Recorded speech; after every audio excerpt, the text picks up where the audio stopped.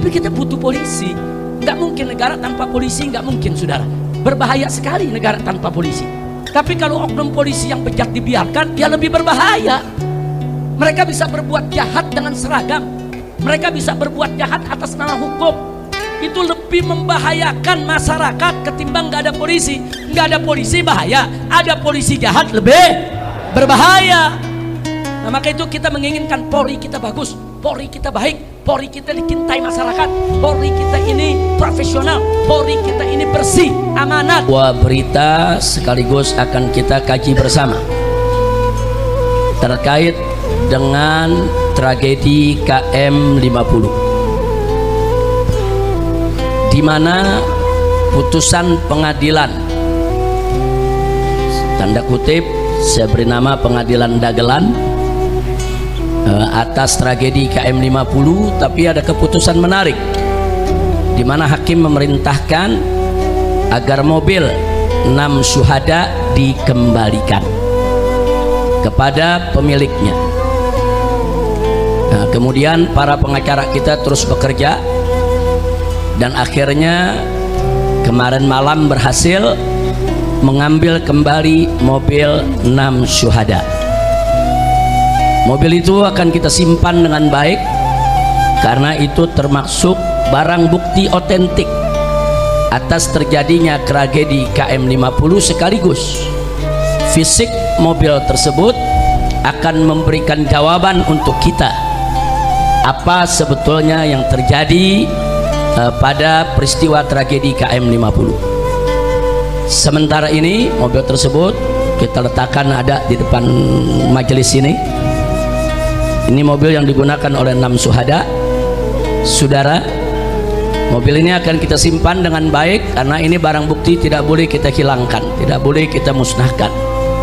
Dan pemilik mobil ini pun sudah secara lisan sejak jauh-jauh hari menyatakan ini diberikan, yaitu untuk kepentingan perjuangan penegakan keadilan.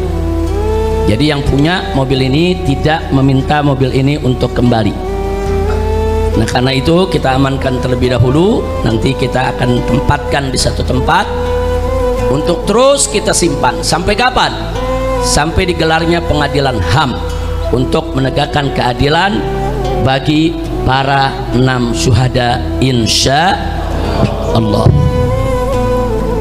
Nah, di sini saya mau ingatkan firman Allah Subhanahu wa taala dalam Al-Qur'anul Karim. Itu dalam surat Ibrahim ayat 42. A'udzu billahi minasyaitonir rajim. Bismillahirrahmanirrahim. Wala tahsabannallaha ghafilan amma ya'malu dhalimun. Amma ya'malu dhalimun. Innama yu'akhiruhum liyaumin tashkhasu fihil absar. Sadaqallahul azim. Luar biasa ayat ini saudara. Masya Allah, tabarakallah.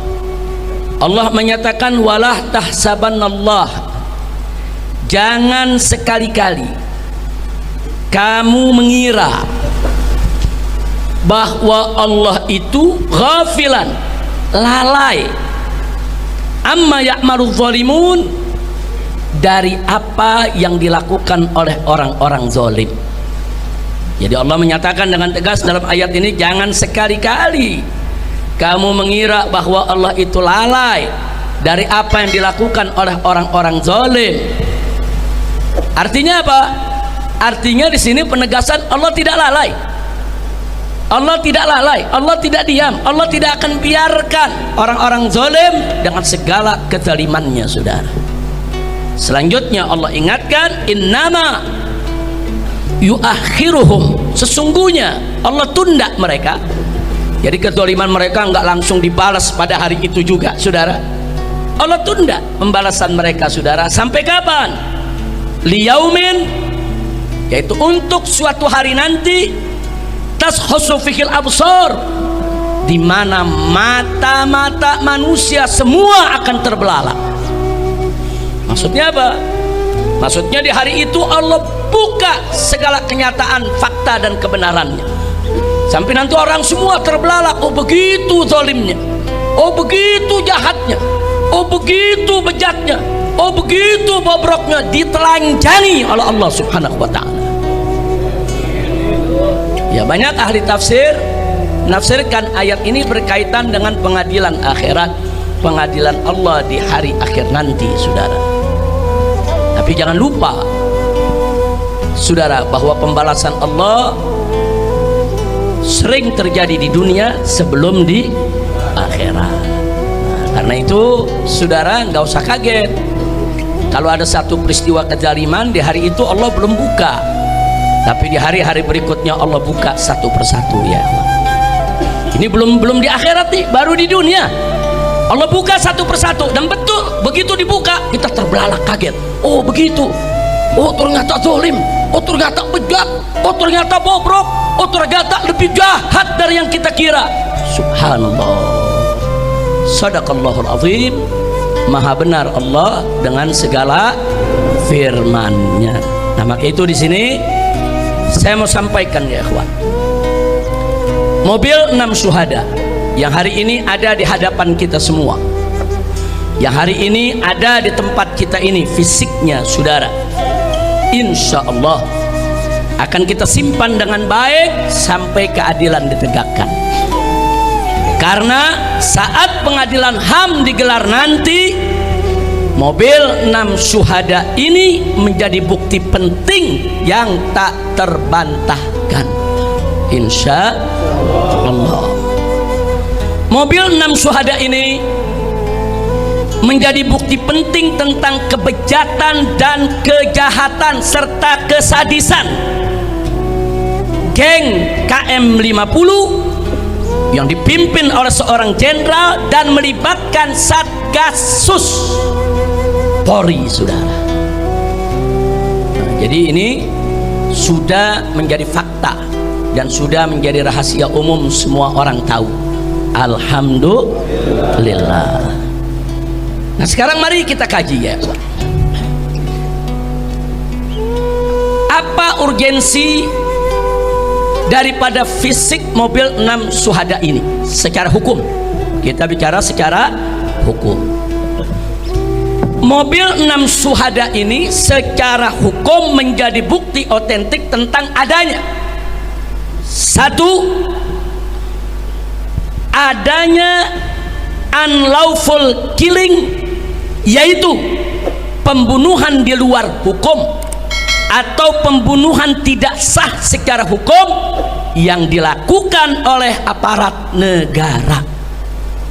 Jadi kalau ada aparat negara melakukan pembunuhan di luar hukum secara tidak sah, semena-mena, itu disebut unlawful killing. Istilahnya unlawful killing, ya ikhwan. Dan unlawful killing itu pelanggaran HAM. Jadi bukan pembunuhan biasa, ya ikhwan. Kalau ada warga bunuh warga, ribut, berkelahi tentang sesuatu, itu pembunuhan biasa. Tapi kalau aparat negara menggunakan kewenangannya untuk membunuh warga sipil tanpa proses pengadilan yang sah, saudara, ini namanya unlawful killing, dan itu termasuk pelanggaran HAM. Yang kedua, saudara, mobil 6 syuhada ini juga secara hukum menjadi bukti terjadinya extrajudicial killing. Apa itu extrajudicial killing, saudara? Yaitu pembunuhan di luar hukum atau tanpa putusan pengadilan yang dilakukan secara sengaja serta dilakukan atas perintah jabatan dengan melibatkan pejabat negara, saudara. Ini disebut extrajudicial killing. Ini juga pelanggaran HAM. Dan dua-dua ini ada pada peristiwa tragedi KM 50, dan fisik mobil 6 syuhada menjadi bukti otentik yang tidak terbantahkan. Yang ketiga, saudara, fisik mobil 6 syuhada ini juga menjadi bukti buat kita semua akan adanya obstruction of justice. Apa itu obstruction of justice? Obstruction of justice yaitu segala bentuk intervensi atau menghalangi sebuah proses hukum. Jadi kalau ada pejabat negara justru menggunakan wewenangnya untuk menghalang-halangi proses hukum, saudara, untuk melakukan intervensi, saudara, untuk menutup kebenaran, merekayasa kejadian, itu namanya obstruction of justice, dan ini juga pelanggaran HAM.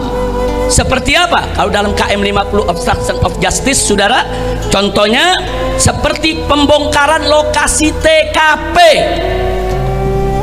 dalam suatu peristiwa pembunuhan, saudara. Nggak boleh TKP dihilangkan, nggak boleh TKP itu dimusnahkan, saudara. Dengan diratakannya TKP, di sana ada terjadi, saudara, pejabat negara yang menggunakan wewenang untuk menghilangkan barang bukti, termasuk penghilangan CCTV. Itu juga termasuk obstruction of justice.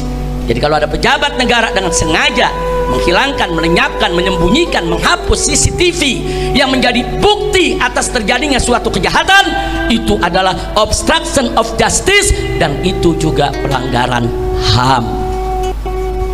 Seperti apa lagi? Seperti pemaksaan warga yang ketika itu hadir ikut merekam kejadian apa yang terjadi di KM 50, saudara, kemudian dipaksa untuk menghapus isi rekamannya. Itu juga merupakan, saudara, aparat menggunakan wewenang untuk menghilangkan barang bukti. Nah, kenapa harus dihapus? Karena rekaman warga itu dan CCTV itu menjadi bukti bahwa 6 laskar FPI, 6 pengawal kami saat di KM 506-nya masih hidup, bukan sudah mati, saudara. Nah, jadi bukti ini semua dihapus. Jangan sampai ada bukti kalau di KM 50 semua masih hidup, seolah-olah 6-6-nya mati dalam tembak menembak dengan petugas. Ini namanya membuat skenario untuk merekayasa kasus, saudara. Tapi gagal. Kenapa? Ternyata banyak warga memberikan kesaksian, saudara, dan itu direkam oleh Tempo, dibuat film bagaimana warga memberikan kesaksian bahwa 6 laskar FPI masih hidup. Hanya yang 2 terluka, digotong, sedangkan yang 4 masih sehat, segar, bugar. Nah, jadi mereka berusaha untuk menghilangkan bukti, ternyata Allah jaga, buktinya masih ada, ya. Jadi sekali lagi, upaya menghilangkan bukti semacam ini termasuk obstruction of justice. Baik, sekarang kita lanjutkan yang keempat. Yang keempat adalah abuse of power.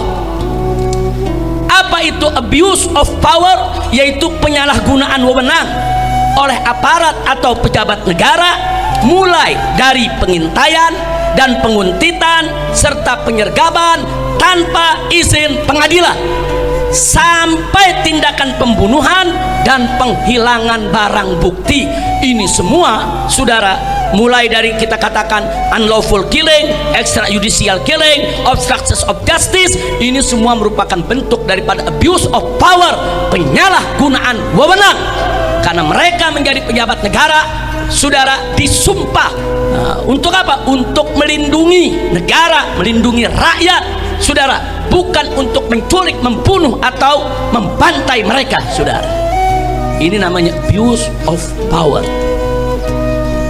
Nah, sekarang yang kelima, perlu kita ketahui bahwa keempat pelanggaran tadi, baik itu yang pertama unlawful killing, maupun itu yang kedua extrajudicial killing, maupun yang ketiga obstruction of justice, maupun yang keempat abuse of power, saudara, maka ini semua merupakan pelanggaran HAM. Dan bukan sembarang pelanggaran HAM, pelanggaran HAM berat. Kenapa berat? Karena tadi ada 4 norma yang dilanggar yang telah menyebabkan 6 warga sipil tidak bersalah kehilangan nyawa, diperlakukan secara keji, biadab, melanggar hukum, sehingga mereka harus diseret ke pengadilan HAM. Seluruh geng KM 50 yang terlibat di dalam pembantaian KM 50. nggak boleh dibawa ke pengadilan biasa, saudara. Makanya kami akan berjuang kepala jadi kaki, kaki jadi kepala. Peristiwa tersebut harus dibawa ke pengadilan HAM. Tidak berhasil di rezim ini akan berganti insya Allah. Mudah-mudahan kita dapat rezim yang baik, rezim yang akan menegakkan hukum, rezim yang akan memberikan keadilan kepada rakyat. Amin ya rabbal alamin. Tidak dapat kita keadilan di dalam negeri, jangan putus asa. Masih bisa kita angkat ke forum-forum luar negeri, saudara. Tidak juga bisa diangkat ke luar negeri, jangan putus asa.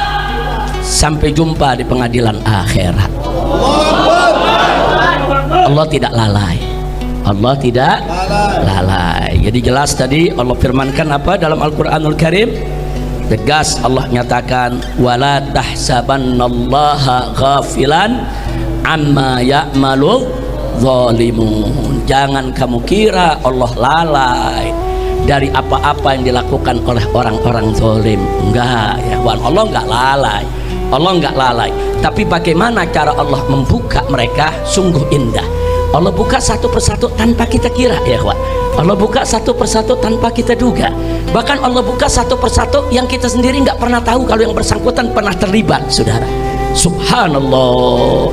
Allah buka dengan satu peristiwa pelanggaran HAM yang lain, yaitu peristiwa Satgasus, saudara, yang mana terjadi yang kita kenal dengan kasus Sambo, saudara. Allah buka semua. Allah buka satu persatu. Siapa yang bisa buka itu kalau bukan Allah ya kawan? Alhamdulillah. Itu bukti kalau Allah tidak diam. Allah tidak lalai. Allah tidak akan biarkan orang-orang zalim itu, saudara, tertawa riang dengan kezalimannya. Nah, jadi kita tunggu saja. Sebentar lagi insya Allah dengan kekuatan doa Anda semua, Allah akan buka habis-habisan itu di dunia sebelum di akhirat. Tentu di akhirat siksa yang Allah siapkan jauh lebih pedih lagi, saudara. Amin ya rabbal alamin. Nah sekarang baik, yang berikutnya yang ingin saya garis bawahi, ada skenario palsu dan gagal terkait KM50. Skenario palsu dan gagal. Skenario yang mana? Yang disampaikan dalam siaran pers KM50 di Polda Metro Jaya, saudara, yaitu pada siang hari kejadian di pagi hari, siang hari ada siaran pers, saudara. Di sana dikatakan bahwa semua mobil berisi 10 laskar FPI setelah pepet-pepetan di jalan turun dari mobil lalu serang petugas dengan aneka senjata tajam dan aneka senjata api, sehingga petugas terpaksa bela diri dengan menembak mati 6 laskar FPI, sedang yang 4 melarikan diri. Ini versi polisi, ini kata polisi. Kapan bicara begitu? Ya di siaran pers, kan di YouTube tersebar ya. Silakan aja kita setel lagi, kita buka. Bukan fitnah, bukan hoax, bukan berita bohong, bukan. Silakan, ada semua, saudara. Jadi skenarionya, jadi mobil FPI ini pepet-pepetan dengan mobil petugas, kemudian berhenti, ada 10 orang turun pakai senjata menyerang petugas. Nah, karena petugas mau diserang, maka petugas kan boleh bela diri. Maka petugas langsung keluarkan senjata, menembak mati 6 laskar dan yang 4 melarikan diri, kata polisi. Kira-kira jelas ya? Nah, ternyata siaran pers tersebut, saudara, bohong, sebar hoax, sebar fitnah. Kenapa? Satu, sebab bahwa mobil 6 syuhada yang ada depan kita saat ini, saudara, berisi hanya 6 orang laskar, bukan 10 orang laskar. Jadi hanya berisi supir dengan 1 orang di sampingnya, duduk 2 laskar di tengah, dan duduk 2 laskar lagi di belakang. Jadi dari sini saja sudah kelihatan bohongnya. Nah, dari mana kami tahu isi daripada mobil tersebut? Karena sebelum kami berangkat, Panglima Laskar memeriksa semua mobil. Di mobil pertama siapa isinya, di mobil kedua siapa isinya, di mobil ketiga siapa isinya. Bahkan bukan hanya memeriksa penumpang, memeriksa posisi, siapa supirnya, di samping supir siapa yang duduk di tengah 2 orang, dan siapa yang duduk 2 orang di belakang. Nah, jadi artinya apa? Artinya sebelum kami berangkat, kami sudah punya peta, kami sudah punya data. Nah, itu mobil siapa saja yang ngisi dan seterusnya. Jadi tidak ada yang diisi sampai 10 orang. Bohong. Nah, baik, yang kedua, bahwa 6 syuhada tidak bawa senjata tajam, apalagi senjata api. Adapun aneka senjata tajam dan senjata api yang dipamerkan saat siaran pers KM50 di Polda Metro Jaya hanya berdasarkan kesaksian tunggal sepihak dari polisi, itu pun tanpa uji balistik senjata api. Saudara, senjata api itu mestinya kalau manusia tuh ada forensiknya, saudara. Senjata api juga ada namanya uji balistik. Apalagi kalau senjata api itu asli, terdaftar, nanti ketemu siapa pemiliknya. Nah, jadi tanpa dilakukan, tahu-tahu sudah disebut ini semua punya Laskar FPI. Siapa saksinya? Nah, jadi kalau polisinya cerdas, andai kata benar FPI itu bawa senjata Laskar, kalau mereka cerdas, begitu mereka sergap, mereka bunuh, mereka rekam dulu. Rekam mobilnya, buka pintunya, lihat ada barang apa di dalam. Nah, itu orang baru percaya. Nah, bukan tahu-tahu saudara barang itu sudah ada begitu saja. Oh, itu gampang. Orang mudah mencerna ya, ikhwan. Berapa banyak habis bunuh orang, taruh pisaunya di tangan orang yang dibunuh, selesai. Itu banyak terjadi di mana-mana. Jadi kesaksian ini hanya sepihak. Ditambah lagi apa, saudara, yang perlu kita ketahui? Ditambah lagi yang perlu kita ketahui, saudara, antara pistol yang ditampilkan dalam siaran pers dengan peluru beda. Ini kan lucu, saudara. Pistolnya revolver yang berisi 6 peluru itu ya, ikhwan, pelurunya orang tahu. Tapi peluru yang ditampilkan itu peluru senapan sergap semua. Apa memang FPI punya ilmu? Pistol revolver pakai apa aja bisa? Atau Laskar FPI punya ilmu, mungkin pistol mana saja pakai batu pun bisa? Nah, jadi cerdaslah. Ngebohong itu kan perlu cerdas juga ya, ikhwan. Iya, ngebohong juga perlu cerdas. Ini udah ngebohong bodoh lagi. Kira-kira jelas? Ada lagi, waktu siaran pers dikatakan ini senjata api asli, ditunjukkan. Besoknya berubah, katanya senjata rakitan. Ada, kita simpen. Itu bukti siaran pers semua kita simpen ya. Hari berikutnya berubah lagi, enggak, ini senjata asli polisi yang dirampas oleh Laskar. Jadi pertama dibilang senjata asli milik Laskar, besok berubah senjata rakitan milik Laskar. Begitu diprotes oleh netizen, berikutnya lagi berubah lagi, katanya senjata asli milik polisi dirampas Laskar. Luar biasa. Saya mau tanya, kita pakai akal yang sehat lah. Saya mau tanya, saudara, akal sehat bisa terima itu? Bisa terima itu? Masuk bisa berubah-ubah? Kan dari hari pertama kan udah ketahuan itu asli atau bukan. Kenapa bisa dirubah-rubah? Kenapa dirubah? Karena kalau dikatakan asli nggak sesuai dengan skenario, jadi perlu rakitan. Ternyata rakitan kurang pas juga sama skenarionya. Oh, kalau gitu ini dirampas saja supaya nanti cocok sama cerita. Nah, ini namanya cocokisme atau cocokiologi. Ilmu mencocokkan supaya bohongnya kelihatan benar. Kira-kira jelas ya? Tahu cocokiologi, tahu ya? Nah, baik. Selanjutnya, saudara, bahwa fisik mobil 6 syuhada Nanti selesai pengajian Anda bisa lihat dan periksa sendiri, tapi jangan disentuh ya, jangan disentuh, jangan dibuka pintunya, karena di mobil ini luar maupun dalam ini banyak barang-barang bukti yang harus kita amankan. Tolong jangan dibuka, nanti laskar tolong dijaga. Mau lihat, mau foto, mau videokan, silakan. Nanti Anda lihat sendiri saudara, di mobil ini kaca depan ada 2 lubang peluru besar, terus bodi samping tidak kurang dari 3 lubang peluru, kemudian itu samping kanan, di samping kiri juga ada beberapa lubang peluru. Artinya apa? Artinya mobil ini disergap saudara, dari depan, dari samping kanan, samping kiri dan belakang. Jadi ditembak dari depan, ditembak dari samping kanan, ditembak dari samping kiri saudara, dan ditembak dari belakang, serta 2 bannya diledakkan saudara. Nah, makanya kalau Anda lihat nanti 2 rodanya sebelah kiri itu sudah pecah ya kawan. Ini namanya penyergapan. Dari mana datangnya saudara? Terjadi tembak menembak, terjadi FPI melarikan diri, ini disergap, dibunuh. Nah, pada saat penyergapan tersebut ada 2 laskar yang terluka. Yang pertama yang duduk di samping supir.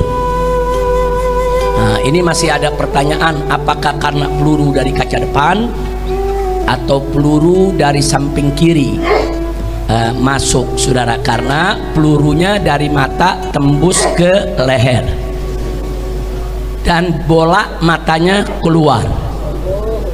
Nah, jadi masih ada pertanyaan, kalau peluru dari depan bola mata biasanya pecah, tapi kalau peluru dari belakang kepala menembus, mendorong mata keluar, bisa jadi itu datangnya, tapi belum bisa kita buktikan. Ini kan mesti ada uji forensik ya kawan, ini dari mana. Tapi yang jelas yang duduk di samping supir sebelah kiri, bola mata kirinya keluar sehingga dia sekarat. Nah, dia sudah antara sadar dengan tidak sadar diri karena peluru tersebut. Hanya 1 peluru menembus sampai ke mata. Nah, sementara yang satu lagi korban yang duduk di belakang supir itu ada lubang peluru memang cukup besar di samping sebelah kanan, itu mengenai pahanya, tembus saudara. 2 orang ini mengalami pendarahan. Nah, karena di daerah paha itu ada urat besar, itu kalau udah mengeluarkan darah nggak gampang terhenti saudara. Jadi kedua korban ini dibawa ke KM 50 masih hidup dalam keadaan terluka dan darah terus keluar tanpa dihentikan. Nah, itu yang perlu kita tahu ya ikhwan. Nah, jadi artinya ini sergapan. Jangan bilang nanti laskar yang nyerang. Laskar tidak nyerang saudara. Baik, kita lanjutkan saudara. Bahwa warga KM 50 menyaksikan sendiri bahwasanya 6 syuhada saat dibawa ke KM 50 semuanya masih hidup dengan kondisi yang 2 terluka dan yang 4 sehat segar bugar. Jadi yang 4 diturunkan dari mobil, disuruh tiarap di aspal. Yang 1 saudara yang sekarat duduk di samping supir itu tidak diturunkan dulu. Begitu juga yang kena pahanya itu tidak diturunkan dulu, hanya 4 dulu yang diturunkan. Nah, mereka sedang apa? Menunggu datangnya mobil Land Cruiser hitam sebagai komandan mereka. Jadi mereka menunggu beberapa waktu, ada yang bilang 15 menit, ada yang bilang 20 menit, ada yang bilang 30 menit. Artinya 2 orang yang luka di mobil selama waktu tersebut terus mengeluarkan darah tanpa dihentikan. Mestinya SOP polisi itu kalau habis tembak seseorang sudah dilumpuhkan harus dibawa ke rumah sakit, bukan dibiarkan darahnya mengalir sampai meninggal dunia. Itu SOP ya Wak. Ini artinya sekian waktu dibiarkan di mobil, sampai Land Cruiser hitam itu datang, turun, kemudian kumpul, kata warga mereka berselaman begini seperti kayak orang lagi bertanding voli itu. Nah, kemudian mereka bersorak seolah-olah mereka senang sudah menang ya ikhwan. Nah dari situ si komandan memberikan arahan, baru yang di mobil 2 digotong dipindahkan ke mobil lain, dan yang 4 juga dimasukkan ke mobil yang lain, saudara. Artinya garis bawahi, 6-6-nya masih hidup saat ada di KM 50, saudara. Baik, kita lanjutkan, saudara. Nah, jadi jangan bilang Laskar melakukan perlawanan, ada tembak menembak sampai ada yang mati, 6 orang, 4 lari, bohong. Baik, saya lanjutkan, saudara. Bahwa skenario siaran pers KM 50 yang digelar di Polda Metro Jaya berbeda dengan skenario rekonstruksi. Nah, ternyata begitu direkonstruksi nggak sesuai dengan isi siaran pers, dan berbeda juga dengan skenario sidang. Waktu sidang dagelan lain lagi ceritanya, saudara. Polisi yang dijadikan saksi. Nah, di mana menurut sidang, saudara, menurut polisi pelaku katanya di sidang, saudara, bahwa 2 laskar FPI yang terluka meninggal saat dilarikan rumah sakit akibat kehabisan darah. Itu katanya. Katanya. Kemudian sedang 4 laskar FPI lainnya mati ditembak oleh petugas karena melakukan perlawanan di dalam mobil petugas, sehingga terpaksa 4-4-nya ditembak mati. Nah, ini menarik, ini skenario nih. Dari skenario saudara yang disampaikan tadi dalam siaran pers sampai skenario terakhir. Nah, mari kita kaji masing-masing skenario. Yang pertama saya sebut skenario aneh. Nah, anehnya di mana? Mari kita lihat, saudara. 2 laskar terluka, yang satu tertembak di mata, sedang yang satunya lagi tertembak di paha. Ini yang 2 nih yang meninggal dunia, yang katanya kehabisan darah, saudara.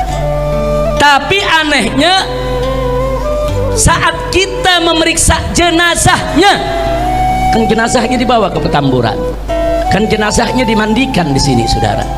Ternyata 2 yang luka tadi, yang matanya keluar dengan yang pahanya tertembak mengeluarkan banyak darah, ternyata juga mengalami luka tembak yang sama.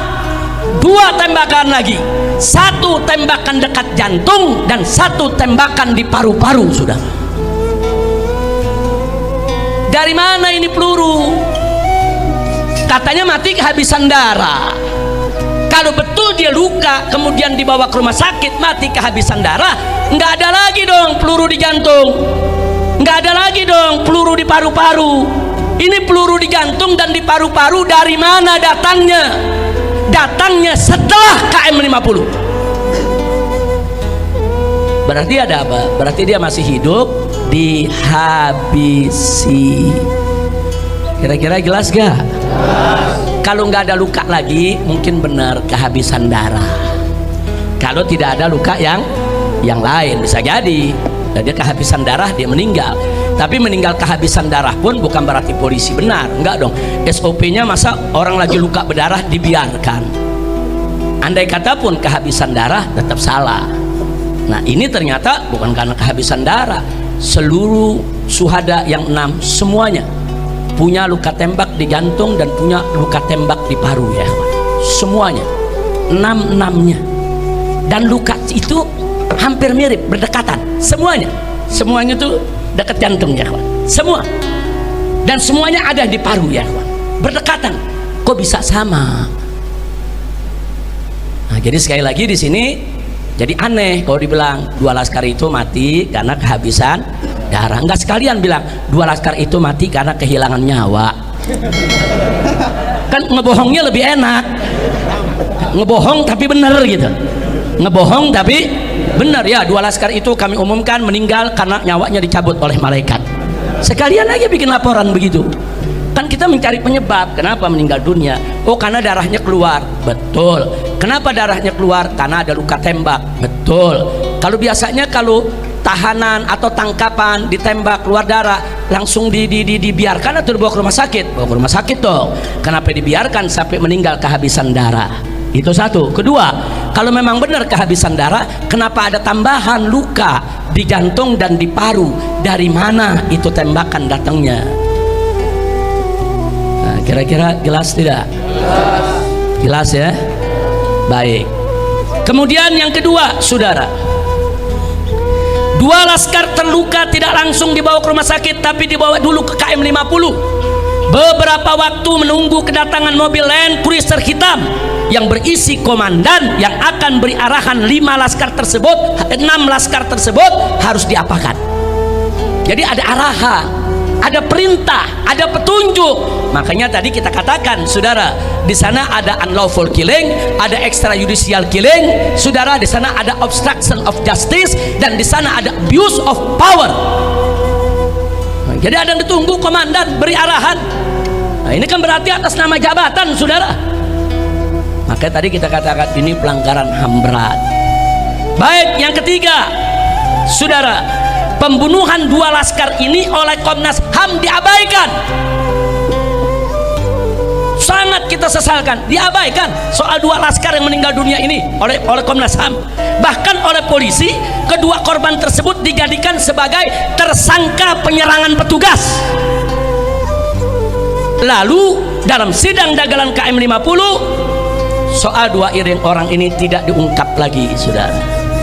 Makanya sidang dagelan KM 50 hanya mengadili soal pembunuhan terhadap 4 laskar. Nah, kenapa yang 2 tidak diungkap?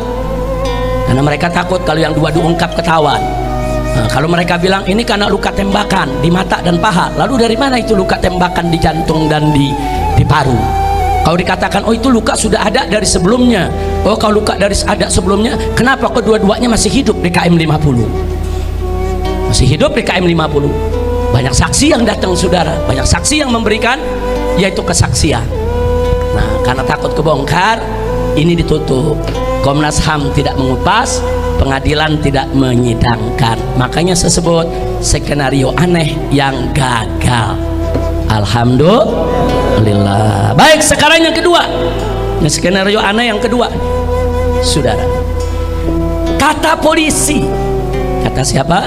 Polisi. 4 laskar yang hidup di KM 50 itu dimasukkan ke dalam mobil petugas, didudukkan di kursi paling belakang tanpa diborgol. Di tengah jalan 4 laskar ini menyerang petugas yang ada di depannya, ya, yang mengawal, yang menjaga, sehingga polisi yang ada duduk di depan itu panik, terpaksa bela diri, 4-4-nya ditembak mati, dan 4-4-nya lukanya hampir sama. Saking jagonya ini petugas, 4-4-nya ditembak di jantung, 4-4-nya ditembak di paru.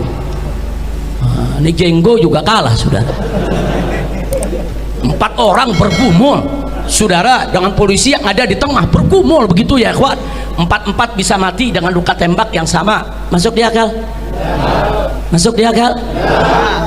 Bahwa polisinya nggak luka, lecet enggak? Luar biasa. Ngebohongnya kurang cerdas, ngebohongnya kurang cerdas, ngebohongnya agak bodoh dikit. Kayaknya bukan dikit, banyak bodohnya. Kira-kira jelas ya?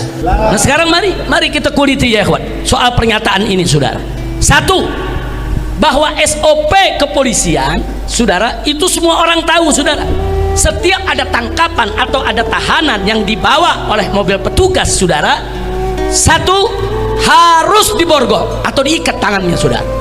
Nggak boleh nggak diborgol, itu menyalahi SOP. Yang kedua, saudara, duduknya di kursi tengah dan diapit oleh petugas. Nggak boleh duduk di samping supir, nggak boleh duduk di belakang, saudara, di belakang petugas, nggak boleh, berbahaya dong, bisa menyerang petugas. Kalaupun ada yang duduk di belakang petugas satu, di kiri kanannya harus ada petugas, saudara. Ini bisa-bisanya 4-4-nya nggak diborgol, 4-4-nya duduk di belakang, saudara, petugas. Masuk di akal? Jadi dari segi SOP nggak benar. Saya buktikan. Saya beberapa kali dibawa dari rutan Mabes Polri. 2 kali karena saya sakit, saya dibawa ke rumah sakit. Keluarga saya nggak boleh semobil dengan saya, nggak boleh. Saya dibawa dengan mobil, saudara, sejenis Innova, saudara. Saya duduk di kursi tengah dan di tengah-tengah. Yang bawa mobil polisi, yang duduk di samping supir juga polisi, semua bawa senjata, saudara. Kemudian yang duduk di samping kanan saya polisi, di kiri saya polisi, dan yang duduk paling belakang sekali juga 2 orang polisi. Ini saya sakit, bukan habis perang sama polisi, bukan, sakit. Dikawalnya begitu, saudara. Dikawalnya seperti itu tuh, sakit. Nah sekarang bayangkan ada 4 laskar yang katanya habis tembak menembak dengan polisi, habis tembak menembak, ribut, saudara, sampai jatuh 2 korban. Kemudian polisi letakkan dia di mobil kursi belakang, nggak diborgol. Ada yang percaya? Ada yang percaya? Saya tanya, kalau habis tembak-tembakan berarti bahaya gitu? Kalau habis tembak-tembakan berarti itu laskar kategorinya bahaya tidak? Harus tidak diborgol? Apa boleh dilepas di kursi paling belakang? Nggak boleh, saudara. Kenapa ini nggak diungkap? Ini mestinya, saudara, jangan ungkap. Nggak ada alasan. Ini SOP, saudara. Kalau mereka katakan, oh kami kekurangan mobil, kami kekurangan petugas, panggil petugas lain, datang bawa borgol, datang bawa mobil tahanan, saudara. SOP. Yang sakit bawa ke rumah sakit, yang luka bawa ke rumah sakit untuk diobati. 4 sehat, segar, bugar, harus diborgol dan harus, saudara, dimasukkan ke mobil, tidak boleh duduk paling belakang. Kenapa nggak dilakukan? Jadi dari sini kelihatan bohong. Jadi kalau yang tadi bohong, yang ini super bohong, saudara. Super bohong. Nah kemudian, saudara, coba bayangkan, laskar habis tembak-tembakan, ditaruh di kursi belakang, 4 tidak diborgol, kemudian langsung menyerang petugas yang ada di depannya. Kira-kira petugas akan luka ya? Tapi ya petugas nggak luka. Kira-kira ada yang dicekek gitu? Enggak, petugas nggak ada luka. Petugasnya saking jagonya, lebih jago dari jenggo, langsung keluarkan pistol, tembak dada masing-masing, dar dar dar dar, mati. Tambah lagi parunya, dar dar dar dar. Ini yang lo tembak patung apa laskar? Nggak, kira-kira jelas gak? Saya mau ajak berpikir normal, pakai akal sehat. Masuk di akal, saudara? Masuk di akal? Nggak masuk di akal, jangan bohong lah. Baik, andai kata benar, saudara, laskar itu nyerang, laskar ditembak, saudara, andai kata benar. Lalu dari mana luka bakar? Apa di mobil dibakar juga untuk bela diri? Ada luka bakar kok. Di pengadilan Habib Bahar, fakta persidangan, salah satu ahli forensik mengatakan, saudara, sesuai dengan foto yang diabadikan daripada luka-luka 6 jenazah, mereka mengatakan ini luka bakar, bukan memar. Ini bukan biru karena mayat, bukan. Ada mayat yang membiru, ada, saudara. Tapi luka membiru dengan luka memar dengan luka bakar itu beda. Ini luka bakar. Itu luka bakar datangnya dari mana? Apa habis ditembak 4-4-nya mati terus di mobil dibakar begitu? Nah, jadi kita mau tahu, ini semua mesti dijelaskan. Kira-kira jelas tidak? Paham tidak? Yakin? Baik. Nah, jadi di sini, saudara, dan gak sampai di situ, saudara, dalam pergumulan di dalam sebuah mobil yang luar biasa itu, saudara, saya mau tanya, kira-kira supir panik gak? Panik. Kira-kira kalau supir panik itu mobil bisa goyang gak tuh? Ada yang berantem 4 orang nyerbu petugas, mobil goyang nggak? Nah, ini berdasarkan saksi dari orang yang mengikuti mobil tersebut, nggak ada itu mobil goyang, nggak ada tanda-tanda, nggak kedengeran itu suara tembakan dari mobil itu, saudara.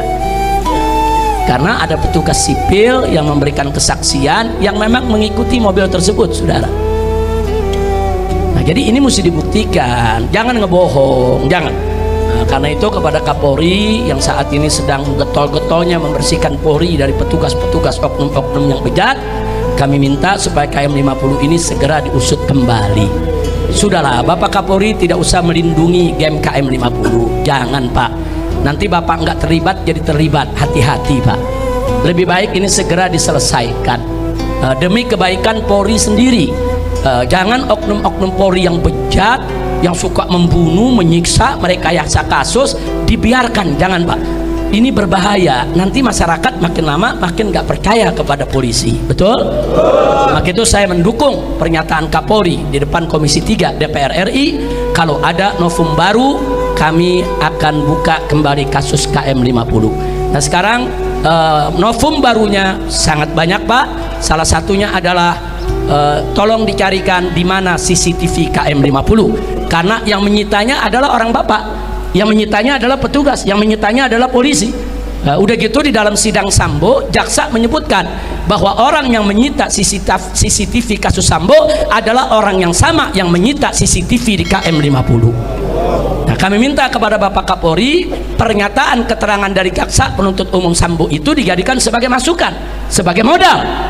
Digali terus, periksa itu semua geng KM 50, cari itu CCTV-nya ada di mana, karena CC tersebut akan mengungkap bahwa Laskar masih hidup di KM 50, akan mengungkap bahwa mobil polisi yang hadir di KM 50 tidak ada satupun yang rusak ataupun tergores, nggak ada. Justru yang rusak di KM 50 mobil 6 Suhada, nggak ada mobil polisi yang rusak saudara. Karena kalau ada tembak menembak, tubruk-tubrukan mobil saudara, mobil polisi rusak juga dong. Nggak ada saudara. CCTV itu kunci, tolong dicari Pak, tolong dicari, selidiki Pak. CCTV itu di mana? Agar kami ini tidak suudzon kepada semua polisi. Karena masih banyak polisi yang baik Pak, masih banyak jenderal yang baik Pak. Jangan sampai kami curiga kepada semua polisi. Cari itu CCTV KM 50, buka di depan publik, depan masyarakat. Di sana akan kelihatan siapa itu isi daripada mobil Land Cruiser hitam, siapa itu komandan yang memberikan arahan. Dan itu menjadi bukti bahwa 6 Laskar masih hidup. Dan CCTV itu nggak sampai di situ. Saat Laskar keluar dari pintu tol Kerawang Timur, itu terekam CCTV. Saat Laskar ditembaki depan hotel Novotel, saudara, itu juga ada CCTV di hotel tersebut. Itu juga tolong CCTV-nya diamankan. Begitu juga saat mobil dipaksa masuk kembali ke pintu tol Kerawang Barat, di situ juga ada CCTV. Bagaimana kondisi mobil saat masuk? Apakah bannya sudah pecah atau belum? Apakah sudah terluka atau belum? Sehingga jelas di mana tembakan itu terjadi. Dan sepanjang tol semua ada CCTV-nya. Dan di CCTV itu terlihat siapa saja petugas saudara yang hadir di KM 50. CCTV itu nggak boleh dihilangkan. Maka itu kita minta tolong Pak Sigit, tolong Pak Kapolri, dengan hati yang tulus, dengan kecintaan kami sebagai rakyat kepada institusi kepolisian. Karena nggak mungkin kita hidup tanpa polisi, nggak mungkin saudara. Berbahaya sekali Indonesia hidup tanpa polisi, tapi hidup dengan polisi bejat lebih berbahaya saudara. Maka itu kita minta kepada Bapak Kapolri, kami dukung Bapak, kami dukung kepolisian. Yuk kita bersihkan Polri dari seluruh oknum-oknum yang bejat, dari seluruh oknum-oknum yang zalim. Nah, kami tidak mau menuduh Pak. Baik, kita nggak usah nuduh Pak. Ayo kita keluarkan aja CCTV-nya. Nanti kan ketahuan Pak, siapa aja yang terlibat di situ. Siapa itu yang ada di Land Cruiser hitam? Berapa sih Land Cruiser hitam itu nomor seri polisinya? Ada kok di CCTV Pak. Ada, semua mobil kelihatan Pak. Apa betul ada mobil petugas yang diserang sama Laskar, kacanya dihancurkan dengan pedang saudara, kemudian dia punya bodinya disabet-sabet dengan parang? Apa betul? Nanti di CCTV kelihatan Pak, mobil yang mana itu yang disabet oleh Laskar. Kenapa CCTV tersebut harus disembunyikan? Nah, jadi kalau kita mau bicara novum baru, itulah adalah novum baru. Dan saudara, sekali lagi pernyataan jaksa bahwa saudara, tim yang urus CCTV Sambo adalah tim yang sama yang mengurus CCTV KM50. Saya tidak bikin hoax, saya tidak bikin bohong, saya menyampaikan apa yang disampaikan oleh jaksa dalam forum resmi persidangan Sambo, dalam dakwaan resmi yang disampaikan di depan pengadilan negeri, saudara. Nah, kira-kira jelas tidak? Paham semua? Nah, baik. Akhirnya setelah kita uraikan itu semua, saudara, jadi tadi sekali lagi ulangi. Jadi saya katakan kenapa itu super bohong soal 4 laskar itu bergumul di dalam mobil. Satu, bahwa itu tidak sesuai dengan SOP polisi, nggak sesuai. Jadi kalau ikuti SOP mestinya diborgol, ditaruhnya di tengah, diapit oleh polisi. Saya ngalami kok. Saya berapa kali, saudara, dibawa dengan mobil tahanan, mobil polisi. Waktu saya dipindah dari Polda Metro Jaya ke Rutan Mabes Polri, nah saya dibawa, saudara, oleh Brimob, oleh Densus, saudara. Saya harus duduk di tengah, kanan kiri saya lengkap dengan senjata, di depan saya lengkap dengan senjata, di belakang saya lengkap dengan senjata, saudara. Ini saya yang dikeluarkan yang tidak ada kejadian tembak menembak, apalagi laskar yang katanya ada tembak menembak. Berarti tahanan berbahaya dong. Kalau tahanan berbahaya ya borgol dong. Nah, bukan hanya diborgol, letakkan di tengah, diapit dong. Kalau nanti dia membunuh orang bagaimana? Kalau di tengah jalan lari bagaimana? Nah, jadi saya bandingkan dengan diri saya sendiri. Saya sendiri juga diperlakukan diapit kok. Enggak boleh. Saya waktu dibawa dari Rutan Salemba ke ke Lapas Cipinang, dikawal begitu, saudara. Waktu saya dibawa ke rumah sakit dikawal, waktu saya mau dilepas dibawa dulu ke Bapas, dikawal seperti itu kok. Itu SOP-nya. Nah, walaupun mereka Habib, maaf ini Habib ya, keluarga Habib nggak boleh duduk di sini. Ini semua petugas, Habib duduk di tengah ya. Walaupun mereka sopan, mereka minta maaf Habib ya. Ini SOP-nya. Oh ya Pak, silakan Pak. Silakan. Kalau saya mau diborgol, saya mau duduk di tengah nggak apa-apa. Silakan Anda jalankan SOP Anda. Waktu saya dipindah dari Rutan Polda Metro berangkat ke Rutan Mabes Polri, tangan saya diikat kok. Padahal yang awal puluhan, saudara. Yang awal puluhan tetap diikat, saudara, karena itu SOP. Saya ikuti, ayo SOP. Walaupun koruptor banyak yang nggak diborgol. Ya tapi SOP saya ikutin, koruptor nggak mengikutin, saya nggak mau ikutin koruptor. Kira-kira jelas gak? Jadi ini yang perlu diselesaikan. Nah kemudian yang berikutnya, yang kedua, bahwa 4 laskar FPI yang dibunuh punya luka tembak yang hampir sama, yaitu dekat jantung dan paru. Mana mungkin jika terjadi pergumulan antara 4 laskar FPI dengan petugas dalam mobil petugas, lalu luka tembak ke-4 laskar tersebut kok bisa hampir sama? Hampir sama, ada luka tembak di dekat jantung sama di paru, semua 6 jenazah sama, saudara. Nah kemudian yang ketiga, bahwa di sebagian tubuh 6 laskar FPI ada luka memar dan luka bakar. Apa luka itu juga dilakukan terpaksa oleh petugas untuk bela diri di dalam mobil? Apa betul luka-luka itu menunjukkan ada penyiksaan? Luka tadi merupakan indikasi ada penyiksaan, saudara. Nah kita mau tahu, saudara, ya mereka ini disiksanya kapan? Sebelum melawan, saat melawan, atau disiksanya setelah jadi mayat? Nah, mesti dijelasin dong. Nah jadi jangan ada kebohongan. Mudah-mudahan kita doakan agar Kapolri kita tidak melindungi oknum bejat di Polri. Kita doakan agar Mabes Polri tidak lagi memberikan perlindungan kepada geng KM50. Kita minta supaya KM50 diungkit kembali, diusut kembali, dan kita minta kepada Bapak Kapolri untuk membentuk tim khusus mencari CCTV KM50, karena itu merupakan kotak Pandora, saudara. Begitu itu dibuka, semua jelas. Apa betul laskar melawan? Apa betul laskar bawa senjata? Apa betul laskar menyerang mobil aparat? Atau sebaliknya, semua akan terungkap begitu CCTV tersebut dibuka. Dan Komnas HAM sendiri dalam laporannya menyatakan bahwa CCTV KM50 disita oleh polisi dan tidak diberikan ke Komnas HAM, saudara. Nah sementara jaksa di pengadilan Sambo juga mengatakan tim yang menyita daripada CCTV KM50 sama dengan tim yang menyita CCTV kasus Sambo. Artinya apa? Benang merahnya jelas, petunjuknya jelas, indikasinya jelas, ya tinggal Bapak Kapolri membentuk tim untuk mengusut sampai tuntas melalui CCTV tersebut. Insya Allah kalau ini dilakukan oleh kepolisian, kepercayaan masyarakat terhadap polisi akan bangkit kembali. Betul? Betul?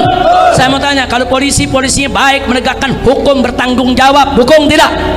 Dukung tidak? Dukung Polri tidak? Takbir!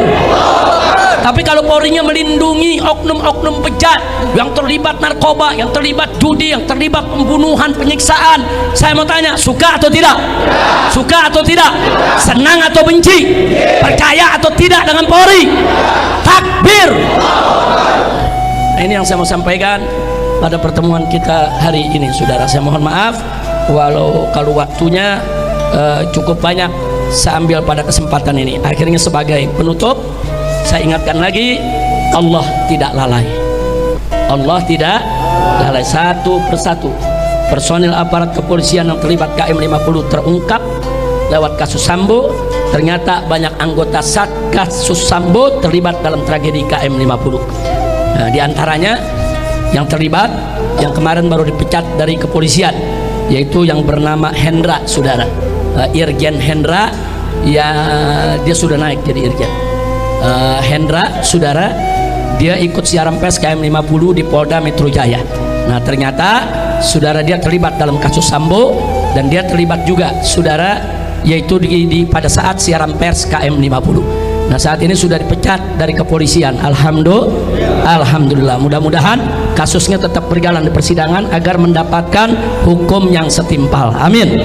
Amin ya rabbal alamin. Nah, karena itu harapan kita semua, semoga KM50 segera dibuka kembali melalui novum baru agar CCTV KM50 ditemukan. Selama CCTV KM50 tidak dibuka kepada publik, selama itu pula masyarakat tidak akan pernah percaya kepada institusi kepolisian. Betul?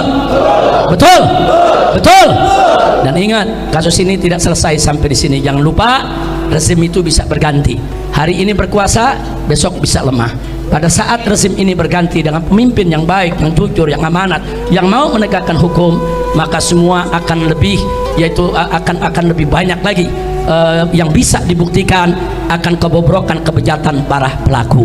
Nah, sebelum saat itu datang, lebih baik saat ini kita selesaikan secara bersama-sama. Nah, jadi mana yang betul-betul kesalahannya berat, hukum yang berat. Mana kesalahan-kesalahan yang kecil, hukum sesuai dengan kesalahannya. Kita selesaikan secara baik-baik, tanpa saling serang, tanpa saling hujat, tanpa saling menjelekkan. Sekali lagi saya katakan di sini ya ikhwan, kita sekalipun kita nggak percaya dengan polisi, tapi kita butuh polisi. Nggak mungkin negara tanpa polisi, nggak mungkin, saudara. Berbahaya sekali negara tanpa polisi. Tapi kalau oknum polisi yang bejat dibiarkan, ya lebih berbahaya. Mereka bisa berbuat jahat dengan seragam, mereka bisa berbuat jahat atas nama hukum. Itu lebih membahayakan masyarakat ketimbang nggak ada polisi. Nggak ada polisi bahaya, ada polisi jahat lebih berbahaya. Nah, maka itu kita menginginkan Polri kita bagus, Polri kita baik, Polri kita dicintai masyarakat, Polri kita ini profesional, Polri kita ini bersih, amanat.